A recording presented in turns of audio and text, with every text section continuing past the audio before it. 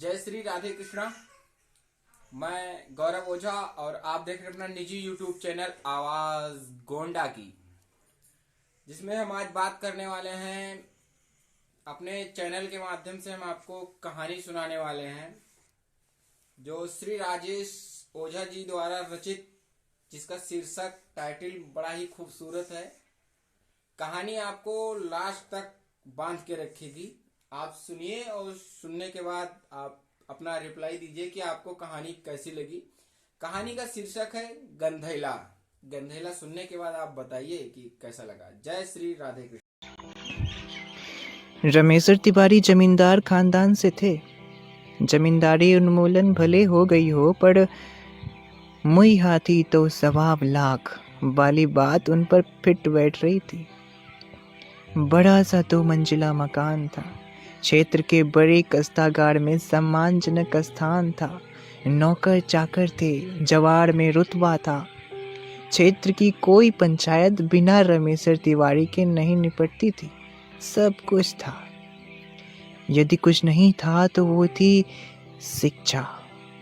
जब कोई आकर कहता कि मेरा बेटा पढ़ाई में अव्वल आया है, तो रमेश्वर तिवारी जल भुन जाते थे।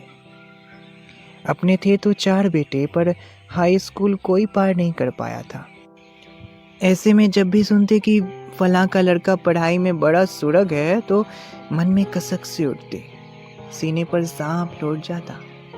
जब बड़े लड़के का लड़का मदन मोहन 4 वर्ष का हुआ, तो उसे करेजे पर पत्थर रखकर बोर्डिंग स्कूल में डाल आए। घर लौटे तो मातम पसरा था।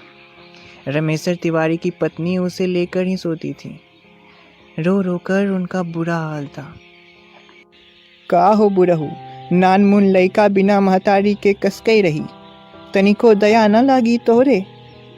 बूढ़ा तुहिन नहीं मुआइत हो, मुआइत हमहू हन, पर उ धनखर पासी के लइका देखो, लिख पढ़ी के बड़का अफसर बनेगा, और तोहरे कोई केला लगाए हैं, कोई गन्ना बोए हैं।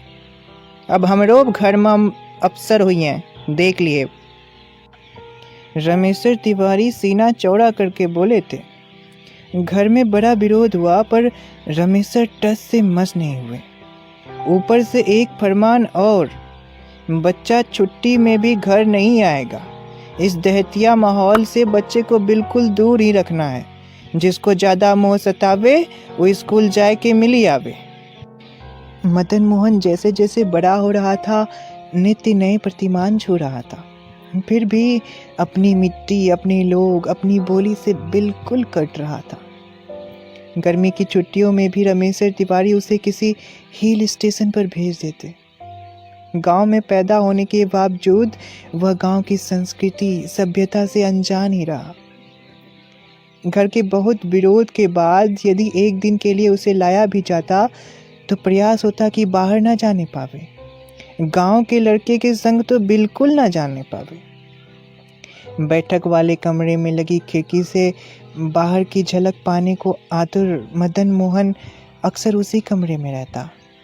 साइकिल के टायर को नचा रहे बच्चों को देख देख लल जाता। गांव के बच्चों का कोई समूह आंख मुंदी झंडा खेलने में व्यस्त होता, तो कोई समूह छल कबड्डी आल ताल मेरी मूछें लाल लाल खेल रहा होता। मदन मोहन के लिए यह सब केवल ख्वाब बनकर रह गया था। पिछली बार ठंडी में जब वो आया था, विभोर चाचा उससे मिलने आए थे। उनके साथ उनका 10 वर्षीय लड़का भी था। मौका पाकर वह उसको लेकर छत पर खेलने चला गया था। छत पर खेलने के बजाय वह उसे गांव देहात के बच्चों के खेल के विषय में ही बात करता रहा। जब उसने बताया कि कैसे वो चुपके से बगल वाले पाड़े के खेत से गंजी खोद कर लाया था और द्वार पर लगे बड़े से कौरे में भून कर खाया था, या कैसे रहीमा दादी की बकरी जो चरने गई थी को पकड़कर उसका दूध दूह के पी गया था, मदन मोहन को उसकी बातें किसी दूसरे गोला की लगती। समय बीतता गया। अब पढ़ाई पूरी करने के बाद मदन मोहन सिविल की तैयारी करने लगे। तैयारी के दौरान ही पशुपालन अधिकारी की वैकेंसी आई। मदन मोहन ने शौकिया तौर पर फॉर्म डाल दिया था। साक्षात्कार में पूछा गया, भैंस कितने प्रकार की होती है? मदन मोहन चकराए। भैंस भैंस होती है, इसमें प्रकार कहाँ से आ गया सर? अच्छा यह बताओ, मुर्रा भैंस और भदावर भैंस में क्या अंतर होता है? मदन मोहन ने सोचा, यदि गांव से टच होता तो ये बातें वे बिना पढ़े ही जान रहे होते। सॉरी सर, मुझे नहीं पता। मिस्टर मदन, आपने अपने फॉर्म में भरा है कि किसान के बेटे हो और गांव से बिलोंग करते हो, उच्च शिक्षित भी हो, फिर भी ये साधारण प्रश्न आपको नहीं आते? सर, ये फॉर्म मैंने शौकिया डाल दिया था। मेरा लक्ष्य सिविल सर्विसेज का है।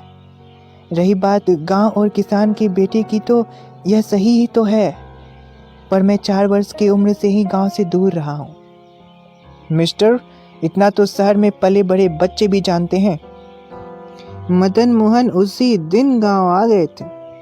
रमेश तिवारी के नाक भौं टेढ़े तो हुए थे, पर जब मदन मोहन ने उन्हें बताया कि अफसर बनने के लिए खेती पाती, गांव जवार और हिंदी की भी जानकारी होना बहुत आवश्यक है, तो वो मान गए थे।